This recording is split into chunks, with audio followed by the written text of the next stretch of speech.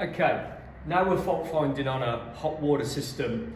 The hot water system itself consists of just a few, not too many items. We've got the thermostat component, we've got our element terminals, which are there, the ends of our element is there. We've got our supply obviously coming in here. And we also have a sacrificial anode at the top. We'll talk about that later. A good thing to have when fault finding is always good to have the drawing. This drawing here corresponds to what we're looking at. On our drawing here, it shows the neutral comes through onto terminal 3 and then goes through the over temperature cutout through to terminal 4. This should be a closed circuit, so I'd be expected to see like 0.1 of an ohm through here, and then the neutral carries on and goes through to the neutral side of the element. Tracing through the active side now, it comes through the active into terminal 1, it goes through the over temperature cutout, and then it also goes through the thermostat. This is our thermostat here, through to terminal 2, and then to the active side of the element. So I'm expecting 0.1 of an ohm from 1 to 2, 0.1 of an ohm from 3 to 4, and between and across the element, I should get around 14, 15, 16 ohms. This would be pre-worked out with your power calculation using your Ohm's law and your formulas. We'll work out exactly what that resistance should be.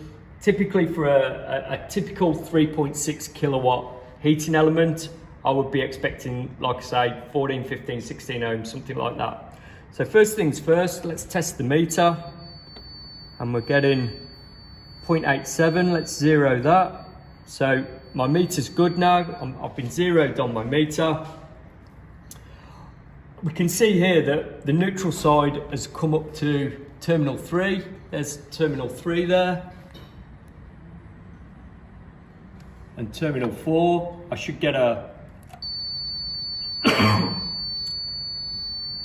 So there we go.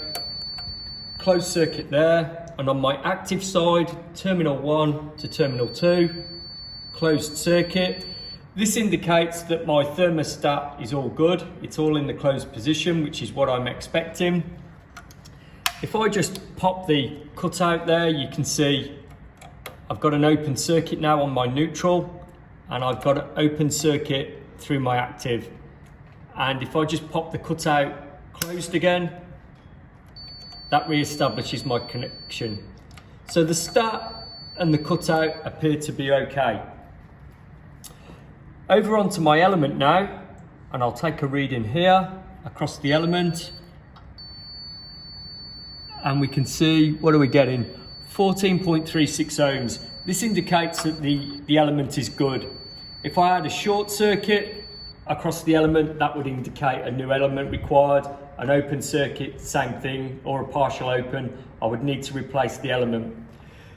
If you were to remove the element and you found it was very dirty, it was all encrusted with black kind of corrosion, that would indicate that the sacrificial anode needed replacing as well.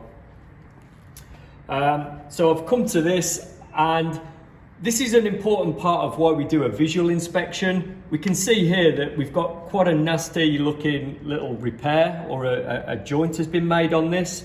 If I get a reading from my supply neutral up to the top terminal, and we can see there, that's where our open circuit is. So from here to here, I've clearly got a break in the cable, indicating that perhaps it's this joint that's faulty. What's best to do here is not try and re-repair this. We would put a new wire from here to here, replace the wire, and then re-establish the supply and wait and see if the equipment, the hot water system, then heats up before we leave the customer happy that we've completed the job. Okay.